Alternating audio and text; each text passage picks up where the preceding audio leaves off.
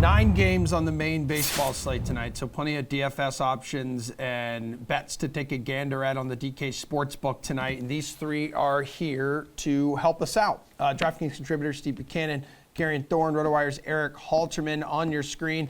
Who's your favorite DFS pitcher tonight, Steven? I mean, it's not even close anymore. You know, let's just be honest and just, let's get it out there. And, Garion might agree or he might disagree. The Toronto Blue Jays might be the most overhyped team in recent memory. Yeah, I agree with that. This team stinks. Okay. It's getting really bad. Yep. In the month of, Garion's going to have a rebuttal. So here's rebuttal this, Garion.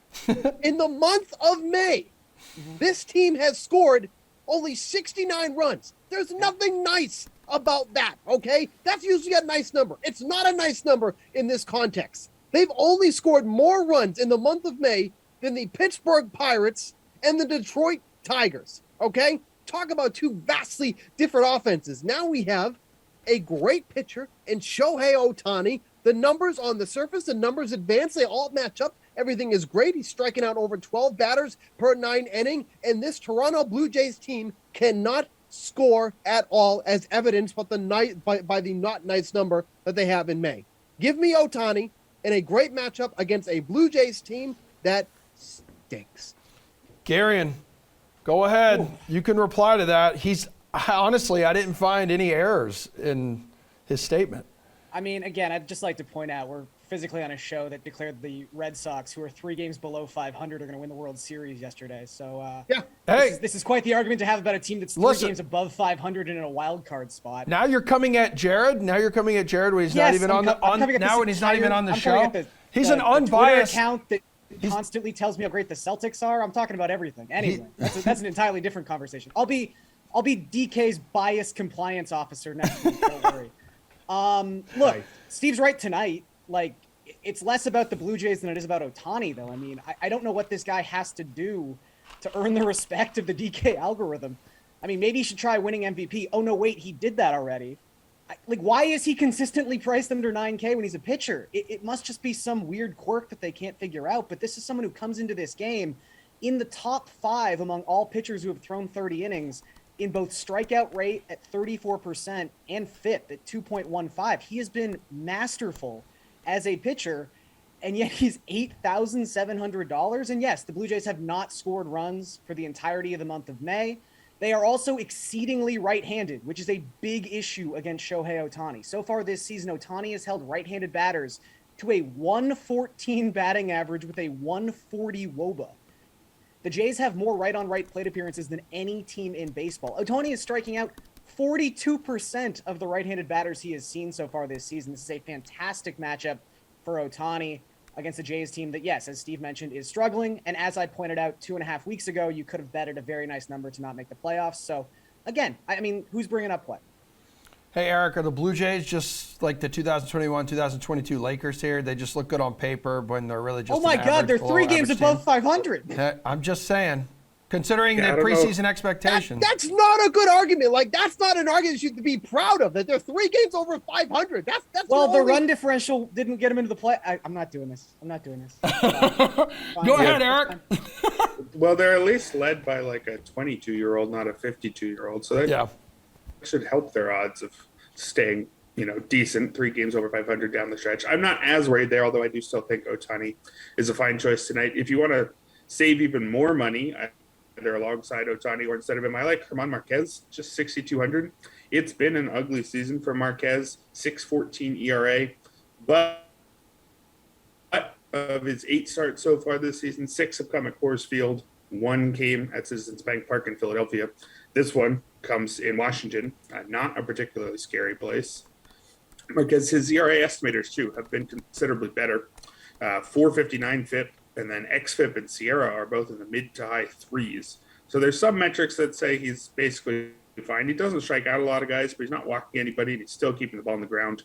He's facing a Nationals team that ranks 6th worst by Team WRC+, even below teams like the Blue Jays.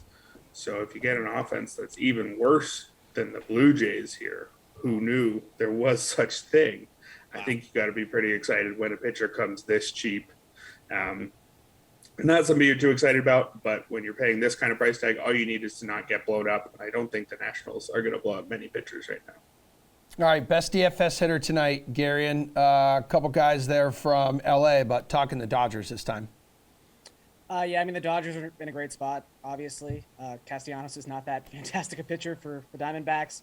I think you got to go to Boston here. I mean, God, Dallas Keuchel is a husk of a man. Why are you rolling your eyes? I didn't roll my eyes. I was just happy. All you do is roll your eyes, even when you're not, like, you're sleeping and you're rolling your eyes. You don't even know it. Oh, wow. Yeah, I mean, that's very true.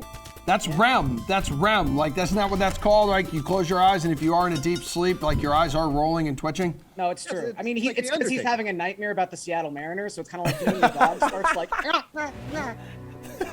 so that's a tough one. Anyway, JD Martinez. JD Martinez is just on another planet right now.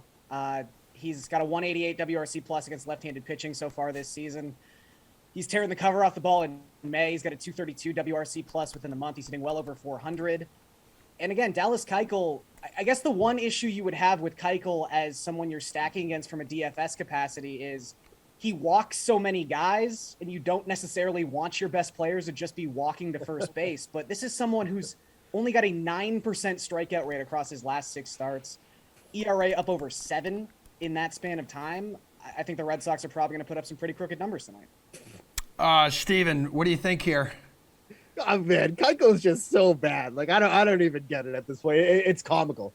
I like Carlos Correa tonight. I like a lot of Twins batters tonight going up against Daniel Lynch, who has really struggled when taking the mound. Now, Carlos Correa is not exactly someone that's been hitting the cover off the ball, but the matchup really, I think, sets up nicely going up against Lynch. You look at the numbers for Carlos Correa. He's only got a 303 WOBA, which is not great, and a 113 isolated power, but he, 393 WOBA. That's what I was saying. 150 isolated power against lefties and a 165 WRC plus. The numbers that I was giving initially were the numbers against righties. Those haven't been great, but his numbers against lefties are really where he's been hitting well, averaging 9.3 DraftKings fantasy points when facing a left-handed pitcher. So I think that sets up really well for Correa, who, you know, to his credit, has at least one hit in 6 of his last 7 games. Maybe he's finally starting to come around at the plate. He's certainly not opting out of that contract with the way he's been hitting so far. So he needs to kind of start picking up at the plate. But going up against Daniel Lynch, I think the Twins are another team that'll be putting up some crooked numbers tonight. So give me Correa in the heart of that lineup. Are you buying the hot start there by Minnesota, Steve? Because it has been pretty much without elite play from Carlos Correa. No, I'm not buying into them. I think, you know, this hot start has really also come from the benefit of the slow start that the White Sox have had. The White Sox are a vastly different team than the record shows. So I think it's kind of a combination of the two, but I think the Twins end up trailing off soon. Yeah, White Sox were supposed to be the class of the AL Central there. Erik, how about a DFS hitter tonight? Who's the best one in your opinion? Yeah, these two touched on 2 guys who are near the top of my short list. I love all the Red Sox tonight. I'd roster 12 of them if that was a thing against Dallas Keuchel, except for I'm a little bit worried about the weather. I'm not sure if it's the most threatened game, but there is at least some threat there, at least according to little cloud icon, which we all take as gospel. Love Correa as well. But to throw one more top name out there, Anthony Rendon at 4,500. Doesn't have the best overall numbers this season, but over his last, I believe it's his last 11 games, he's got 6 multi-hit contests, hitting 385 with a 202 WRC plus. He'll get the platoon advantage against Shenjin Ryu, who I don't think is particularly scary at this point in his career, is coming off a strong start his last time out, but he's definitely not in the territory of the kind of pitcher you never want to touch. So I like Rendon at a pretty respectable 4,500 here. Steve, what do you got for value play tonight in DFS? Yeah, going right back to the Twins, Kyle Garlick should draw the start tonight because there's a lefty on the mound. Whenever there is a lefty on the mound, and that's who the Twins are facing, he not only gets to start, he gets to start in a prime spot in the lineup. Sometimes he's batting cleanup, sometimes he's batting third, sometimes he's batting fifth. It doesn't matter where he ends up. He's going to be 2,200, hitting in the heart of the Twins lineup, and is averaging 9.6 DraftKings fantasy points against left-handed pitching. And when you're facing a lefty like Daniel Lynch, there's a very good chance you're going to be getting on base, whether it's from a walk, an extra base hit. And the beauty of this is, and while, you know, Garion said you don't want some of your top hitters to be getting on base via a walk, but when you're 2,200, and even if you draw a couple walks, you're doing pretty good with the fantasy points with how low your salary is. So Garlick has to do literally next to nothing to really repay his value at 2,200 tonight. Give me him as one of the best overall value plays on this slate. Yeah, 2 for 3, 2 RBIs and gets some, should keep it rolling tonight based off the information you just shared. Garion, who do you got for value play? Yeah, I think this guy might go a little overlooked just because there isn't like an obvious platoon advantage. This game isn't in Colorado, it's in Washington, but Nelson Cruz is kind of quietly coming back to life the last couple weeks. He started to look a lot more like Nelson Cruz lately. Multiple hits in a bunch of the last contests we've seen him participate in. He's only $3,400. His last 14 games, he's hitting 365 with a 149 WRC plus. He's barreling the ball a lot more than he had been in the month of April. So it just seems like he's kind of starting to get back to the Nelson Cruz we know, and this price point has not caught up to how well he's been hitting the last couple of weeks. Mark has, as much as I would agree with Erik, I do think at his price point, he's a very solid play. He's also given up a 409 WOBA to opponents in the month of May. It's not like he's been pitching well. It's just that Washington really can't hit, aside from Juan Soto and the last 2 weeks, Nelson Cruz. Yeah, he's got a 423 batting average over his last 7 games. Erik, who are you looking at for value? I like Cole Calhoun here at 2,600. He has a tough matchup against Frankie Montas. Normally, I like picking my guys based on their matchups whenever possible, but I don't think that Montas is quite in that never use a hitter against him tier. He's a good starter, but I think when a guy is good and cheap, I think he's still in play. And that describes Calhoun this year, which hasn't necessarily been true the past few years. It especially describes him over the last 2 weeks. He's hitting 391, slugging 891 with 6 homers over that stretch. His 282 WRC plus is third behind Bryce Harper and JD Martinez. So when you get a guy hitting like that for half the price, I think you have to be interested. On the season overall, it seems like he's pulling kind of the 2021 Joey Votto, where he's selling out his plate discipline for much more power.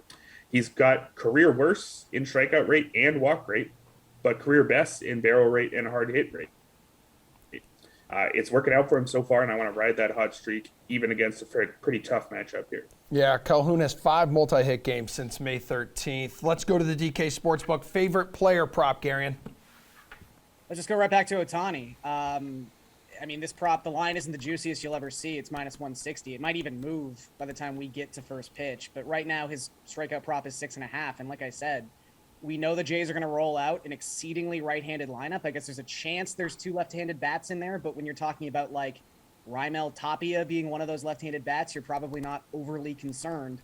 Ohtani just strikes out right-handed batters. It doesn't matter what the quality of the right-handed hitter is. I mean, the Jays have the 11th lowest strikeout rate in baseball, but this is more about Ohtani, as I mentioned above, striking out 42% of the right-handed batters he has faced so far this season. He's also worked at least 6 innings in 4 of his last 5 starts. So if he's able to get that kind of depth into this start, I don't see how he doesn't end with at least 7 strikeouts. What do you think, Steve?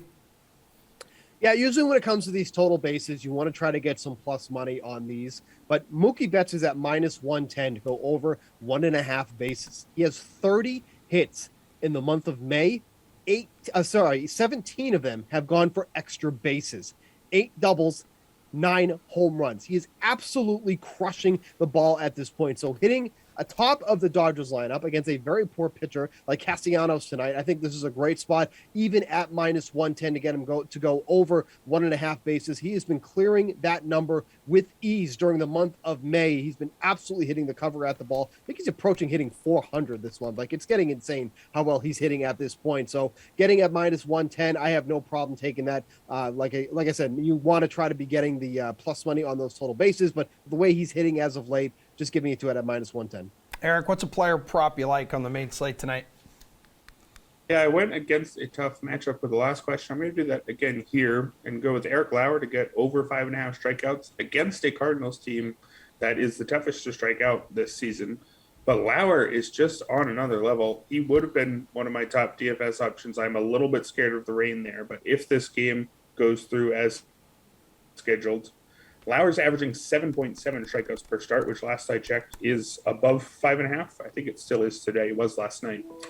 His strikeout rate this year is up 9 points from 23.9% to 32.9%. He's combined that with cutting his walk rate from about 8.5 8.5% to under 5. He's in really Corbin Burns territory in terms of strikeout and walk rate here. This happens as he added about a tick and a half to his fastball while also using it less, which is interesting. He's using it only 37% of the time, really mixing his pitches.